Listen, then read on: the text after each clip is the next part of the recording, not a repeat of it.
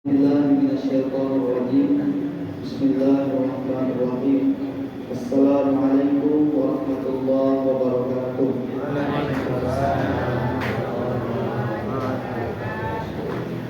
Bu, udah makan bu? Udah. Perjalanannya kurang semangat. Ngantuk ya? Atau mungkin kenangan ya? Izin Pak, saya bawa pantun biar ibu dan bapak tidak semangat nanti berjauh salam. Jalan-jalan ke kota Batam, cakep ya. Ke kota Batam jauh sekali. Siapa ibu yang gak jawab salam, saya doakan suaminya kawin lagi. Assalamualaikum warahmatullahi wabarakatuh. Waalaikumsalam. Dengar Pak jawaban ibu, semangat mereka. Alhamdulillah rabbil alamin.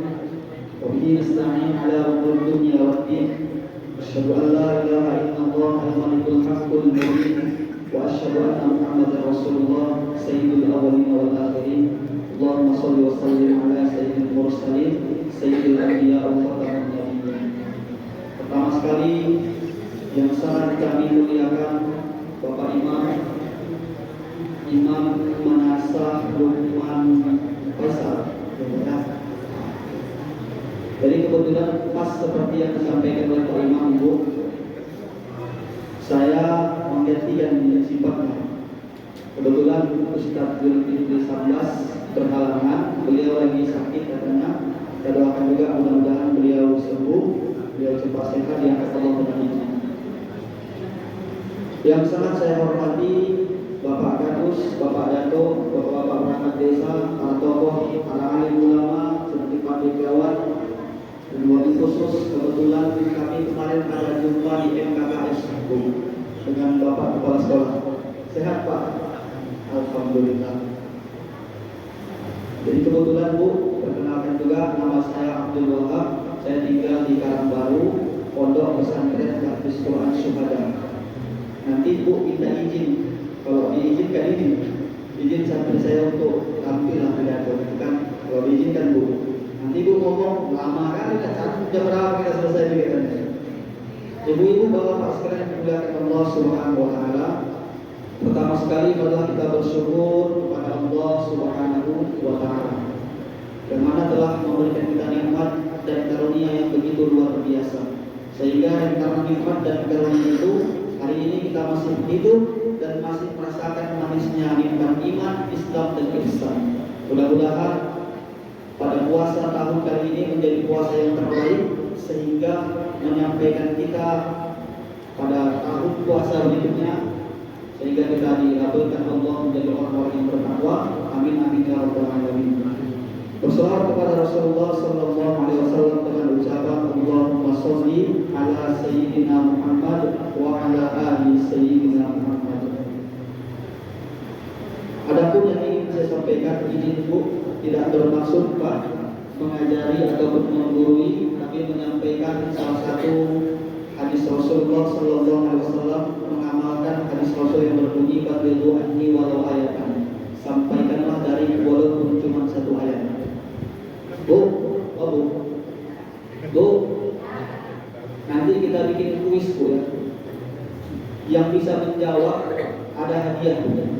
Nanti Ibu tinggal pilih aja mau yang di kantong sini atau yang di kantong ini. Tapi sebelumnya saya jujur saja, di kantong ini kan di sini Bu. Nanti di tas keluar dari soal di sini. Nanti kita adakan kuis. Baik, izinkan kami langsung saja kepada tema. Rasulullah sallallahu alaihi wasallam pernah bersabda dalam hadisnya yang mulia, "Idza mata insan," apabila mati manusia, "idza mata ibnu Adam," dalam hadis yang lain, apabila mati anak cucu keturunan Adam, "Inqata'a amaluhu illa min talatin," maka akan terputuslah semua amal ibadahnya illa, kalimat pengecualian, min salasin, kecuali 3 perkara. Yang pertama, sedekahun jariyah. Apa itu yang dimaksud dengan sedekahun jariyah? Sedekah yang bermanfaat yang dijariahkan. Ini contoh Bu, contoh. Ini kan ada yang minum Bu kan? Contoh.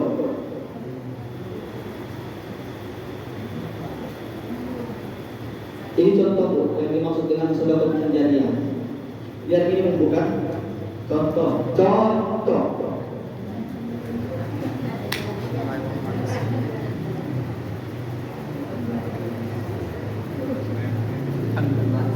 Memang agak haus saya. Ini air minum Bu. Saya minumlah. Siapa yang ngasih ini? Wallahu a'lam. Mungkin ibu tahu siapa yang ngasih. Tapi setelah saya minum, sampailah ke badan ini nanti diproses mendarah daging dia. Saya bawa nanti sholat. Besok subuh saya bawa pengajian lagi. Besoknya saya bawa lagi ceramah sapa Ramadan. Ya kan? Udah mendarah daging dia. Selama saya bawa ke arah yang baik-baik, selama itulah pahalanya akan terus mengalir kepada ibu yang memberikan. Ini juga kipas angin. Ya, kipas angin ini siapa yang beli? Selama masih dipakai oleh orang untuk beribadah, selama itulah pahalanya akan terus mengalir. Makanya Bu, kalau ada emas, ada ibu emas kan di rumah kan? Di cincin, ya kan, di tangan. Kadang kalau misalnya lupa sama ibu-ibu nih, hai, tunjukkan emasnya tuh, hai, gitu. Apa biar buka emasnya? Nah, itu Bu, kalau ibu mati, emas sama siapa? Dulu dipakai suami ibu kawin lagi, ya kan Bu? Memang betul, tidak semua harta bisa kita bawa sampai mati. Tapi di hadis ini Rasulullah bersabda, ada harta yang bisa kita bawa sampai mati. Gimana caranya? Kalau ada emas itu atau harta kita sedekahkan jariah dia.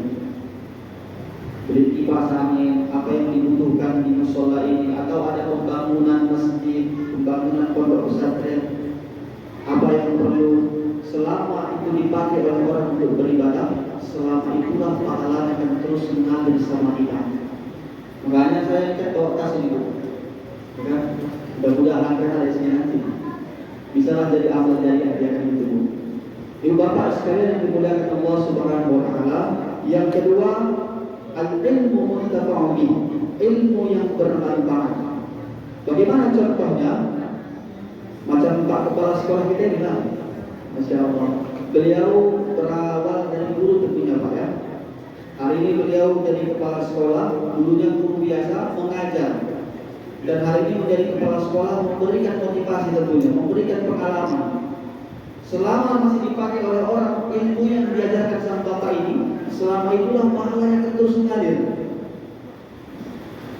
Walaupun sudah 1000 tahun, 20.000 tahun dalam kubur, selama itulah pahalanya akan terus mengalir kepada orang yang mengajarkan. Makanya Rasul bersabda dalam hadis lain, "Man dalla ala khairin falahu mislu ajrihi fa'ili." Barang siapa yang menunjukkan satu kebaikan, pahalanya akan sama seperti yang mengerjakan. Ibu bapak sekalian yang dimuliakan Allah Subhanahu wa taala. Dan yang terakhir, yang ketiga, ad-du'a wal bisolih alladhi yad'u ilayhi. Apa itu maksudnya? Doa anak yang soleh yang selalu mendoakan kedua orang tuanya. Bu, biasanya faktor yang dapat merubah anak itu, yang berpengaruh pada lingkungan si anak, baik atau buruknya dia, ini bergantung pada 3 hal. Nanti izin Pak kalau salah dikoreksi Pak. Yang pertama, faktor keluarga. Hari ini Bu, keluarga mana yang gak memberikan pendidikan bagus? Kalau anak ibu gak sholat, marah gak ibu? Marah kan Bu ya? Pasti ibu membimbing, mendidik, menjaga anak bagaimana biar terarah. Keluarga mana pun pasti memberikan yang terbaik. Yang kedua, faktor sekolah. Sekolah mana yang gak memberikan pendidikan yang baik? Kalau baik dari sekolah itu, insya Allah aman itu. Tapi yang ketiga ini yang paling bahaya, faktor lingkungan, faktor pergaulan. Apalagi mohon izin Pak Bu, ini musuh terbesar anak sekarang ini, HP. Kalau udah nanti kenal dia HP ini rusak. Hayya 'alas shalah.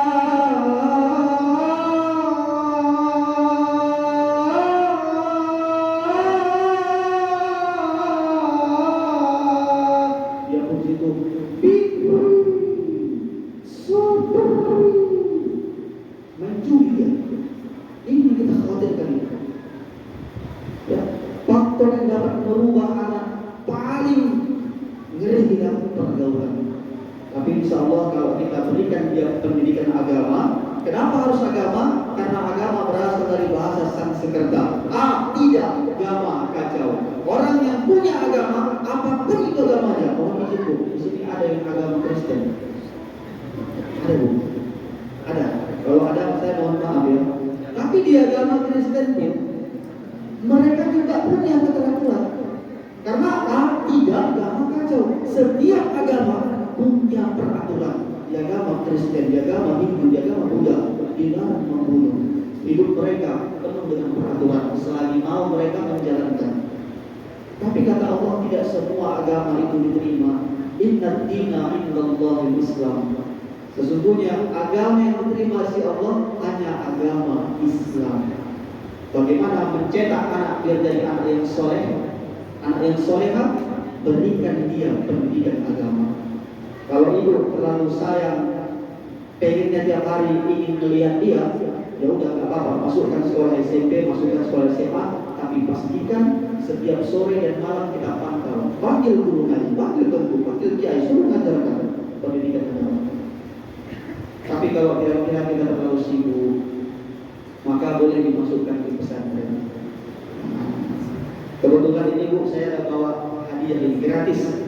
Coba tolong ya, boleh diambil. Atau mau lihat-lihat kan? Kita yang kasih. Ada 58 pondok pesantren tabligh. Kalau dulu masih beraku. Dulu saya tamat sekolah SD pengen itu jadi apa namanya itu, pembalap. Dengan sama gurunya, kamu pilih apa? Saya pembalap. Tamat sekolah SD maunya saya masuk sekolah SMP. Tapi kata mak saya, tidak, tak kuizinkan kau masuk sekolah SMP. Kau harus masuk sekolah pesantren. Di sekolah kan saya jauh Bu, karena kami itu belum banyak pesantren. Di sekolah kan saya di Mustabuyah Purbabaru, Kecamatan Ambasore Terakhir, Kabupaten Madinah, Madinah Natal. Satu malam satu hari. Sengaja lama saya nyekolahkan saya sana itu biar nggak bisa kabur.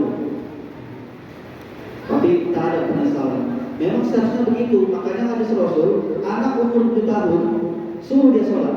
Umur 10 tahun nggak mau dia sholat, boleh dipukul. Artinya apa?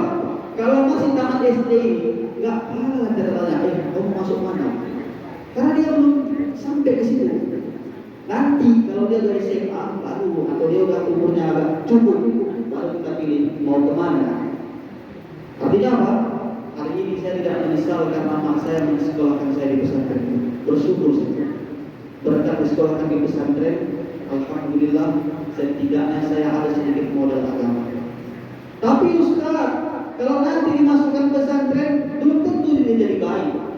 Tahu bahwa kita macam masukkan orang ke rumah sakit Bu. Bu, emangnya ada jaminan kalau orang dimasukkan ke rumah sakit sembuh? Mak saya 2 bulan di rumah sakit langsung. 2 bulan pulang bukan sembuh, meninggal dunia. Baru itu semua. Bulan 2 tanggal 3 kemarin. Ya. Kayak ini yang masih ada nih, adik-adik yang masih ada maknya, bagus-bagus semua. Yang masih ada. Nanti kalau udah nggak ada baru terasa itu. Jadi tidak semua yang masuk ke rumah sakit keluar dari rumah sakit sembuh. Tahu bahwa begitulah kita kalau mau mensekolahkan anak ke pesantren. Nggak harus jadi dusta. Mau dari polisi silakan, mau dari tentara silakan, mau dari tukang bengkel mekanik silakan, mau jadi apapun monggo. Tapi pastikan kita udah lepaskan menjawab. Seandainya suatu saat Anda tanya, kita udah bisa menjawab. Suatu saat kalau dia pergi sejauh manapun, kalau mau pulang, dia udah tahu jalan balik. Kenapa? Karena dia punya dasar. Mungkin bisa saja saya khawatir karena kan ibu-ibu ini gak suka yang lama-lama memang. Ibu, jujur lah saya tanya Bu, ibu suka yang cepat apa yang lambat? Sedang. Kalau ada sholat 23 rakaat sama yang 11, mana ibu pilih? 11 ya. Kalau ada bacaan imam yang panjang sama bacaan imam yang cepat, mana ibu pilih? Yang panjang apa yang cepat? Yang cepat. Ibu jangan mau cepat-cepat kali juga. Nanti tertekan batin Pak Imam.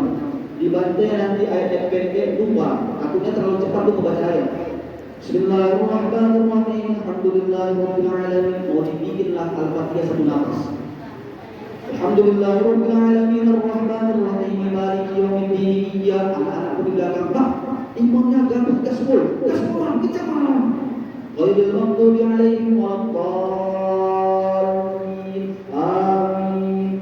Masuk ayat yang tadinya lupa itu. Inna a'tainakal kautsar fasholli li rabbika wanhar. Inna a'tainakal kautsar fasholli li rabbika wanhar. Inna a'tainakal kautsar. Ibu terus. Inna kok ibu aja ya. Inna disambung sama orang belakang. Inna lillahi wa inna ilaihi raji'un. Selesai. Jadi terlalu cepat pun tak baik, ya kan? Kalau terlalu lama, lebih bagus sebutnya lama. Di Mekah itu 11 rakaat memang, tapi satu rakaat satu juz. Sanggup ibu? Kalau sanggup nanti biar saya bilang sama kawan-kawan tadi suara, suruh nanti santri bawa satu rakaat satu juz kemari. Tinggal kita komunikasi dengan imam kalau sanggup ibu. Mau yang lama, mau yang cepat, yang penting kita syukuri dan kita nikmati bacaan itu. Ya. Jadi Bu izin untuk memberikan waktu sedikit kepada anak kita karena biasa dia Bu udah tampil di sekolah. Udah biasa tampil di sekolah ini. Dan alhamdulillah grogi itu udah ada. Tapi kan belum tahu kita kalau tampil depan ibu. Mana tahu nanti gemeter kakinya gitu. Nah kita saksikan bersama Bu ya. Saya mohon izin Pak Bu menguras waktunya 4 menit lagi kepada Ananda. Kami persilakan dengan doa. Assalamualaikum warahmatullahi wabarakatuh. Waalaikumsalam warahmatullahi wabarakatuh. Alhamdulillahi rabbil alamin. Wassalatu wassalamu ala asyrafil anbiya'i wal mursalin wa ala alihi wa sahbihi ajma'in. Amma ba'du. Yang saya hormati Pak Imam yang dirahmati oleh Allah, yang saya hormati Ustaz kami yang mengajarkan Quran Syuhada, dan yang saya hormati Bapak Ibu hadirin sekalian. Bapak Ibu hadirin sekalian, pada malam ini Bapak Ibu, setidaknya ada 3 nikmat yang Allah kumpulkan kepada kita pada malam hari ini. Di mana Bapak Ibu, nikmat ini sungguh besar pahalanya. Nikmat yang pertama Allah kasih adalah berupa diberikannya kita kesempatan untuk dapat melaksanakan sholat isya secara berjamaah. Nikmat yang kedua adalah nikmat yang diberikan Allah berupa dikasihnya kita kesempatan agar kita bisa melaksanakan sholat tarawih secara berjamaah. Dan nikmat ketiga adalah nikmat yang luar biasa. Nikmat ini kurang lebih 2 bulan kita minta agar dapat nikmat ini. Nikmat apa? Nikmat kita agar diberikan, agar dipertemukan pada bulan suci Ramadan. Bulan Ramadan ini Bapak Ibu bukan sembarang bulan. Bulan ini adalah bulan yang agung, bulan yang berkah, bulan yang di dalamnya Allah lipat gandakan pahala bagi orang mukmin. Di mana seandainya ada seorang mukmin yang melakukan amalan sunnah, maka Allah lipat gandakan pahalanya menjadi 1 amalan fardu pada bulan lain. Seandainya ada seorang mukmin yang melakukan amalan fardu pada bulan ini, maka Allah kasih pahalanya 70 kali amalan fardu pada bulan lain. Sungguh besar pahala yang diberikan oleh Allah Subhanahu wa taala. Selain itu Bapak Ibu hadirin, pada bulan ini Bapak Ibu, rahmat Allah itu turun laksana hujan. Makanya pada bulan ini hendaknya kita memohon banyak ampunan kepada Allah. Kenapa? Karena dalam sebuah cerita dari Ka'ab bin Ujrah radhiyallahu anhu, Rasulullah bersabda kepada para sahabat, "Mendekatlah kalian kepada mimbar." Maka ketika itu sahabat mendekat kepada mimbar, disitulah sahabat mendengar Rasulullah berkata amin ketika menaikkan tangga pertama. Rasulullah berkata amin lagi saat menaikkan tangga kedua, dan begitu pula pada tangga yang ketiga. Maka tatkala Rasulullah selesai berkhutbah, para sahabat bertanya, "Ma amanna ya Rasulullah? Apa yang kau aminkan wahai Rasulullah? Karena pada hari ini telah kami dengar apa yang sebelumnya tidak pernah kami dengar ketika kau naik mimbar." Maka kata Rasulullah, ketika menaikkan tangga, disitulah Jibril datang. Saat mereka tanggal pertama, kata Jibril, celakalah umat Muhammad apabila dia dapat bulan Ramadan, maka dia akan dapat ampunan dari Allah. Maka ketika itu Rasulullah berkata, nah, anak tangga yang kedua, Jibril bilang, celakalah umatmu ya Muhammad yang apabila dia dengar namamu disebutkan, tapi ia tak bersalawat kepadamu. Maka Rasulullah berkata lagi. Begitu pula pada anak tangga yang ketiga, Jibril berkata, celakalah umatmu Muhammad yang apabila dia dapat kedua orang tuanya atau satu dari keduanya sudah tua, tapi ia tidak menjadi asbab keduanya masuk syurga.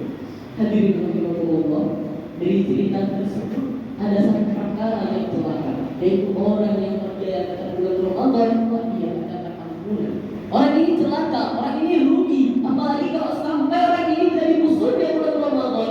Karena hadirin, musuhnya Ramadan itu tidak dapat syafaat dari Rasulullah, karena nanti akan ada satu orang yang disiksa oleh malaikat. Jika itu lewat Rasulullah, dia merangkap kepada Rasulullah, memohon syafaat kepada Rasulullah. Sungguh sayang Rasulullah pada umatnya ini. Tidak akan diangkat, disitulah malaikat yang miksanya dari belakang. Dibilang, ya Rasulullah, ini orangmu ini, dia ini musuhnya Ramadan. Gak cuma dia gak puasa, tapi dia juga melakukan maksiat di bulan itu. Maka Rasulullah menurunkan tangannya dan berkata, maafkan aku wahai umatku, aku tidak bisa bersyafaat kepada orang yang bermusuh di bulan Ramadan. Maka dari itu Bapak Ibu sekalian, marilah kita terus meningkatkan ketakwaan kita kepada Allah sehingga kita tidak masuk ke dalam golongan orang-orang yang bermusuhnya Ramadan. Maka Bapak Ibu sekalian, hendaknya kita memperbanyak amalan, terlebih lagi pada malam 10 terakhir bulan Ramadan. Karena di situ disebutkan malam Lailatul Qadar, malam yang lebih baik daripada 1000 bulan. Semoga Bapak Ibu hadirin sekalian, Ramadan kita tahun ini akan menjadi Ramadan terbaik kita. Mungkin yang dapat saya sampaikan. Wabillahi taufiq wal hidayah. Wassalamualaikum warahmatullahi wabarakatuh. Waalaikumsalam warahmatullahi wabarakatuh. Terima kasih Bapak Ibu yang mengizinkan dari utama dan dasar hukum mengapa bulan puasa diwajibkan kepada kita. Surah Al-Baqarah, surah yang kedua, yang pertama dan Fatihah, yang kedua Al-Baqarah pada ayat yang 143 yang berbunyi, saya ingin akan cepat. Ya ayyuhalladzina amanu kutiba alaikumusiyam kama kutiba alal ladzina min qablikum la'allakum tattaqun. Ada 3 poin. Yang pertama, kutiba alaikumusiyam. Hukum puasa itu wajib.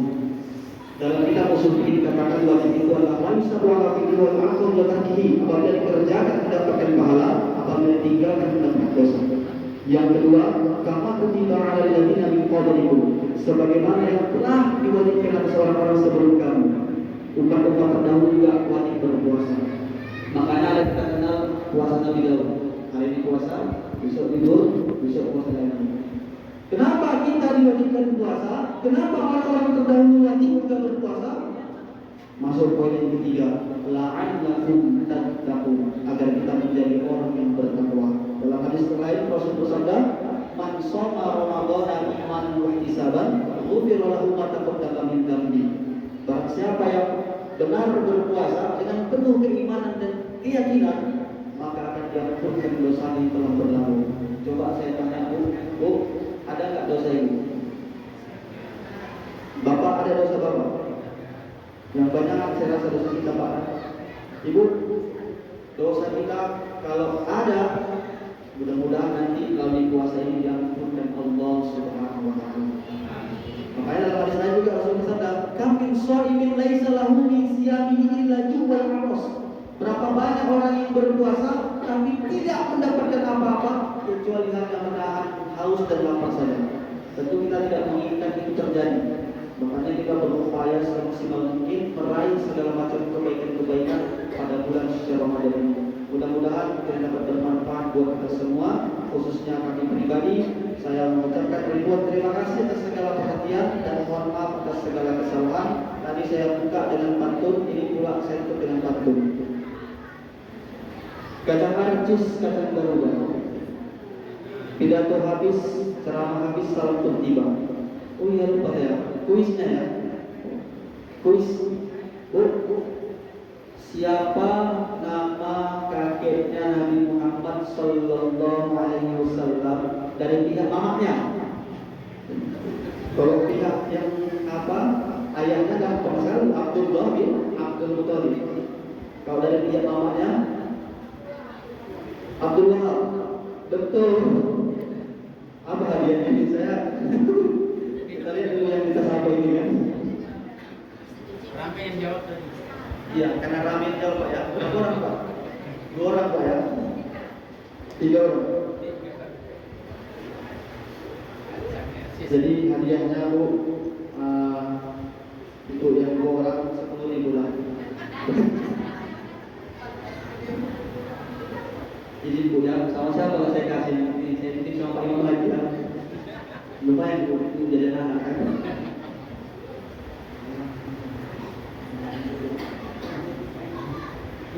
Mau kuis lagi?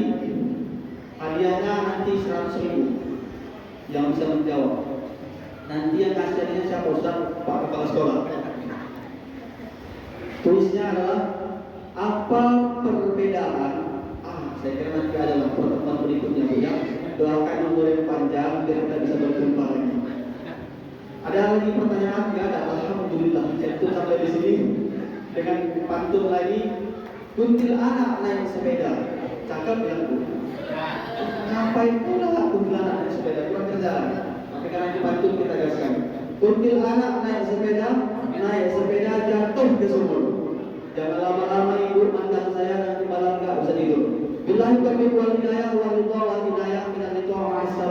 Assalamualaikum.